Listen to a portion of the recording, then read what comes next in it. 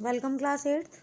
Today we are going to start our chapter number 10 of our book Our Pasts. Chapter number 10 India after independence. आज हम जिस chapter के बारे में पढ़ने वाले हैं वो हमारी हिस्ट्री की बुक का 10th चैप्टर है और जिसका नाम है इंडिपेंडेंट होने के बाद, आज़ाद होने के बाद जो इंडिया है उसका रूप कैसा था, न्यू एंड डिवाइडेड नेशन। ये आज हम इस चैप्टर में, इस वीडियो में बेटा पढ़ेंगे। तो चलिए देखते हैं। जैसा कि हम सब जानते हैं कि हमारा देश जो है 15 अगस्त 1947 को आज़ाद हो गया था। तो लेट अस स्टार्ट कि when India became independent in 8 अगस्त 1947 it faced a series of great challenges as a result of partition. 8 million refugees has come into the country from what was Pakistan now. कहते हैं कि एक बहुत बड़ा challenge था India के लिए। जब पार्टीशन हुआ तो जो पाकिस्तान बना उसमें से लगभग 8 मिलियन रिफ्यूजीज़ थे, वो आए कंट्री में और these people had to found homes and jobs. Then there was a problem of princely states, almost 500 of them, each ruled by Maharaja or Nawab, each of whom had to be persuaded join new nation. The problems of refugees of princely states had to be addressed immediately. In longer term, the new nation had to adopt a political system that would best serve the hopes and expectations of population. कहते हैं कि पहले तो महाराजा और नवाब का शासन था, तो आज़ादी के बाद जब लोग इधर से उधर शिफ्ट हुए तो लोगों को बहुत प्रॉब्लम फेस हुई। यही नहीं पता चल रहा था कि कौन सी जगह पे कौन रहेगा। तो उसके बाद अब ज़रूरत थी एक ऐसी सरकार की, एक ऐसे पॉलिटिकल सिस्टम की जो इस इतनी बड़ी पॉपुलेशन को संभाल सके। और उसके बाद वो क्या कहते हैं, 1947 में ऑलमोस्ट 345 मिलियन जो थी वो पॉपुलेशन थी और it was also divided. There was division between high caste, low caste, majority Hindu, Indians, practice other faith. अलग अलग मतलब टाइप की जो थी वो पॉपुलेशन थी, चाहे वो लो कास्ट थी, चाहे वो अपर कास्ट थी, हिंदू थे और धर्म जाति के जो लोग थे। बहुत लोग अलग अलग तरह की ड्रेसेस पहनते थे, अलग अलग तरह का फूड खाते थे, प्रोफेशन अलग अलग थे। अब सोचने की बात ये थी कि ये सब लोग एक साथ एक देश में कैसे रहेंगे। जैसा कि हम जानते हैं कि हमारा देश कैसा है, यूनिटी इन डाइवर्सिटी, अलग अलग तरह के लोग हैं लेकिन फिर भी यूनिटी है। तो प्रॉब्लम थी यूनिटी की, वो अब डेवलपमेंट में भी ऐड हो रही थी। तो इंडिपेंडेंस के टाइम मेजॉरिटी ऑफ इंडियंस जो थे वो विलेजेस में रहते थे, फार्मर्स थे, पीजेंट्स थे, मॉनसूनल पे डिपेंड होता था उनका सर्वाइवल। तो जो नॉन फार्म सेक्टर्स थे उनकी of the rural economy, for if the crops failed, barbers, carpenters, weavers and other services groups would not get paid for their services either. कहते हैं कि अगर फसल खराब हो गई, मान लो, तो जब फसल खराब हो गई तो जो किसान है उनके पास पैसा नहीं आएगा, तो बाकी जो लोग हैं, चाहे कोई नाई है, चाहे कोई सब्जी बेचने वाला है, कोई वीवर है, कोई कारपेंटर है, कोई लकड़ी का काम करने वाला है, तो कहते हैं कि वो फिर जब किसान के पास पैसा नहीं है तो ना वो कुछ खरीदेंगे ना वो पैसा देंगे। तो इससे जो था क्लियरली एक नया नेशन जो था उसमें क्या करना था, लोगों को गरीबी से बाहर निकालना था और किसी तरीके से जॉब क्रिएट करनी थी। इंडस्ट्रीज़ में नई नई जॉब्स जो थी वो लोगों को देनी थी। यूनिटी और डेवलपमेंट जो थी वो दोनों हैंड टू हैंड चलनी थी। कहते हैं कि डिफरेंट सेक्शंस में India were not healed, they could result in violent and costly conflicts, high caste fighting with low caste, Hindu, Muslim and so on. At the same time fruits of economic development did not reach the broad masses of population. It could create fresh divisions, for example between rich and poor cities, countryside, between regions of India were prosperous, regions lagged behind. कहते हैं अब जो भी facilities थी या कुछ भी थी वो सब लोगों तक पहुंचानी थोड़ी सी मुश्किल हो रही थी और जिसके कारण जो था वो क्लैशेस हो रहे थे आपस में। अब हमारा जो संविधान था वो लिखा गया दिसंबर 1946 और नवंबर 1949 के बीच में।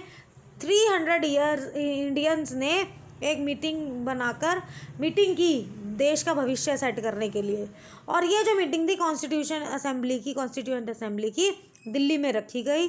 पार्टिसिपेंट जो थे ऑल ओवर इंडिया से आए थे और ये जो रिज़ल्ट हुआ इंडियन कॉन्स्टिट्यूशन बनाने का, 26 जनवरी 1950 को हमारा जो संविधान था वो फिर लागू किया गया। अच्छा, हमारे संविधान की जो यूनिवर्सल एडल्ट फ्रेंचाइजी थी एक ये ऐसा क्वालिटी थी, हमारे फीचर था हमारे संविधान का, इसके हिसाब से 21 साल से ज़्यादा के जो लोग थे वो वोट डाल सकते थे। और ये रिवोल्यूशनरी स्टेप था। रिवोल्यूशनरी स्टेप कैसे था? क्योंकि जो for never before had Indians been allowed to choose their own leader, क्योंकि डेमोक्रेसी नहीं थी और तब से पहले, संविधान बनने से पहले लोगों को आज़ादी नहीं थी अपना नेता चुनने की। और first only man of property had to vote, मतलब अलग अलग तरीके से लोगों को अधिकार मिले कि पहले तो वो लोग वोट कर सकते थे जिनके पास बहुत अच्छी प्रॉपर्टी होती थी, फिर उसके बाद वो कर सकते थे जो एजुकेटेड थे। इस तरह से बढ़ते गए। Working man got vote only after a long struggle, और बहुत स्ट्रगल के बाद वुमेन जो था, जो औरतें थी, उनको वोट डालने का अधिकार मिला। और इंडिपेंडेंस के बाद इंडिया ने ये अधिकार बिना किसी जेंडर के, बिना किसी कास्ट के, कोई भी भेदभाव किए बिना, ये जो बताया जा रहा था कि पैसे वाले वोट डाल सकते थे, पढ़े लिखे वोट डाल सकते थे, उसके बाद वुमेन बड़ी मुश्किल से वोट डाल पाई, ये बताया उन्होंने यूनाइटेड स्टेट और ब्रिटिश औरतों के बारे में। लेकिन कहते हैं इंडिया में जैसे ही संविधान बना, साथ के साथ लोगों को अधिकार दे दिया वोट डालने का। उसके बाद दूसरा हमारे संविधान का जो खासियत थी वो थी इक्वालिटी बिफोर लॉ, मतलब कि हमारे संविधान में ये कहा गया कि कानून के सामने सब बराबर है, चाहे वो प्रधानमंत्री का बेटा हो, चाहे वो किसी गरीब किसान का बेटा हो। तो इक्वालिटी जो थी वो बिल्कुल उन्होंने रखी कि कोई भी किसी को भी डोमिनेट नहीं करेगा।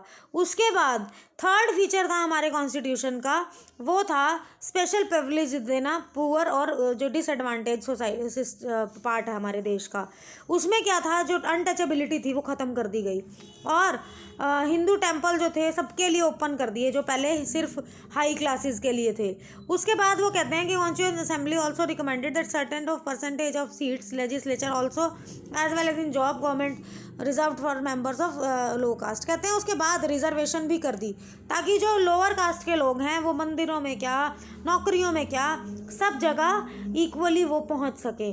उसके बाद farmer untouchable Adivasi scheduled tribe will also granted reservation seats and job, सबको, चाहे वो एससी थे, एसटी थे, जिन भी चीज़ों से उनको डिप्राइव किया हुआ था, वंचित किया हुआ था, उसके लिए उनको एजुकेशन अच्छी दी गई, हेल्थ दी गई, सब कुछ उनको प्रोवाइड कराया गया, ताकि उनको ये फील ना हो कि हम डिप्राइव्ड हैं या हम माइनॉरिटी ग्रुप हैं देश का। उसके बाद जो कॉन्स्टिट्यूएंट असेंबली थी, बहुत टाइम तक डिस्कस किया कि जो सेंट्रल गवर्नमेंट की पावर है, discuss about the powers of central government versus those of state government, इनकी पावर के बारे में डिस्कस किया गया। कुछ मेंबर ने कहा कि सेंटर के इंटरेस्ट जो हैं वो पहले होने चाहिए, मतलब देश के बारे में पहले सोचा जाना चाहिए, क्योंकि एक स्ट्रॉन्ग देश ही पोजीशन, मतलब only a strong centre it was argued would be in a position to think और plan for well being country as whole. कहते हैं अगर जो हमारी केंद्र सरकार है, जो केंद्र में जो लोग बैठे हैं, वो देश को अच्छे से देश के बारे में सोचने के लिए कैपेबल होंगे। और कुछ मेंबर्स ये सोचते थे कि जो राज्य हैं उनको फ्री कर देना चाहिए कि वो अपने राज्य के बारे में जिस भी तरीके से चाहे वो डिसीजन ले सके। लेकिन क्या कहा गया, A member from Madras insisted the initial responsibility for well-being of the provinces should rest with the provincial government, कि मतलब कुछ लोगों का मानना था कि प्रोविंशियल गवर्नमेंट को उनके प्रोविंस संभालने की आज़ादी दे दी जाए। तो अब कॉन्स्टिट्यूशन ने एक बैलेंस देखा और उन्होंने कहा कि एक यूनियन लिस्ट बनेगी जो कि टैक्स, डिफेंस, फॉरेन अफेयर देखेगी। उसके बाद एक स्टेट लिस्ट बनेगी जो एजुकेशन, हेल्थ देखेगी। और उसके बाद एक कंकरेंट लिस्ट बनेगी जो देश के सभी जगह पर फॉरेस्ट, एग्रीकल्चर, ये सारी चीज़ें, स्टेट और सेंटर जॉइंट रिस्पॉन्सिबिलिटी बांट दी हमारे संविधान ने, कि ना तो किसी को ये लगे कि केंद्र सरकार के पास ही सारी पावर है, ना किसी को ये लगे कि स्टेट गवर्नमेंट के लोग तो जो चाह रहे हैं वो कर रहे हैं। उसके बाद कंसर्न था सबसे बड़ा भाषा का। कुछ लोग कहते थे कि इंग्लिश लैंग्वेज जो है वो इंडिया में ब्रिटिश रूलर्स की पहचान है, उन्होंने कहा इसकी जगह हिंदी को देनी चाहिए।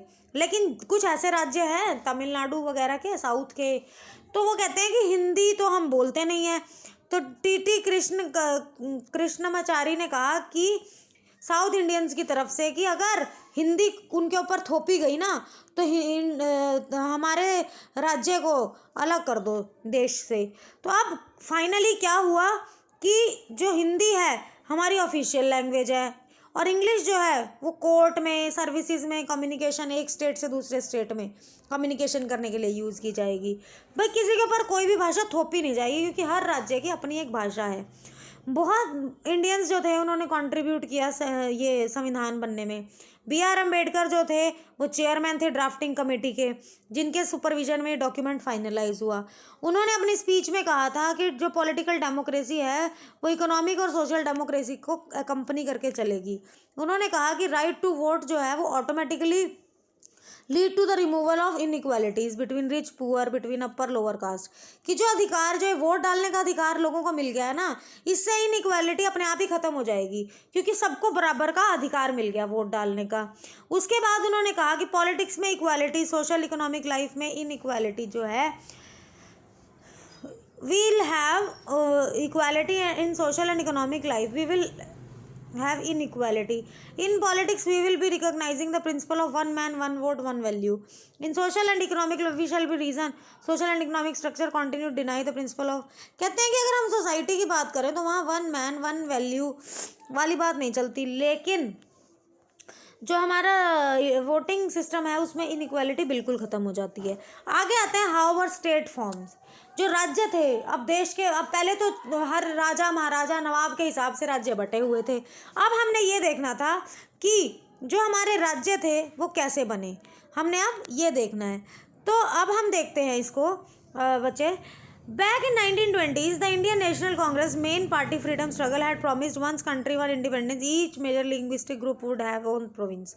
ये विश्वास दिला दिया था कि आज़ादी मिलते ही हर जो भाषा, मतलब बड़े जो जिसकी मेजॉरिटी ज़्यादा है उस भाषा के लिंग्विस्टिक ग्रुप को एक राज्य दे दिया जाएगा। हाउएवर जो इंडिपेंडेंस के बाद कांग्रेस ने ऐसा कोई स्टेप उठाया नहीं प्रॉमिस के हिसाब से। तो अब इंडिया जो था वो डिवाइड सोचा जाने लगा कि धर्म के हिसाब से। तो महात्मा गांधी ने कहा कि freedom can come not to one nation but to, दो देशों को आज़ादी मिली है, एक को नहीं मिली। तो पार्टीशन ऑफ इंडिया के कारण more than million people had been killed in riots of Hindus Muslims. बच्चे जो हमने मूवी देखी है गदर मूवी, उसमें यही दिखाया जाता है ना कि किस तरीके से जब बंटवारा हुआ और लोग इधर से उधर शिफ्ट हुए तो कितने दंगे हुए और कितने ही लोग मारे गए उसमें। तो दोनों प्राइम मिनिस्टर और डिप्टी प्राइम मिनिस्टर वल्लभ भाई पटेल और प्राइम मिनिस्टर थे जवाहरलाल नेहरू, उन्होंने कहा कि लिंग्विस्टिक बेसिस पे तो राज्य बनाए नहीं जाएंगे। और उन्होंने ये भी कहा कि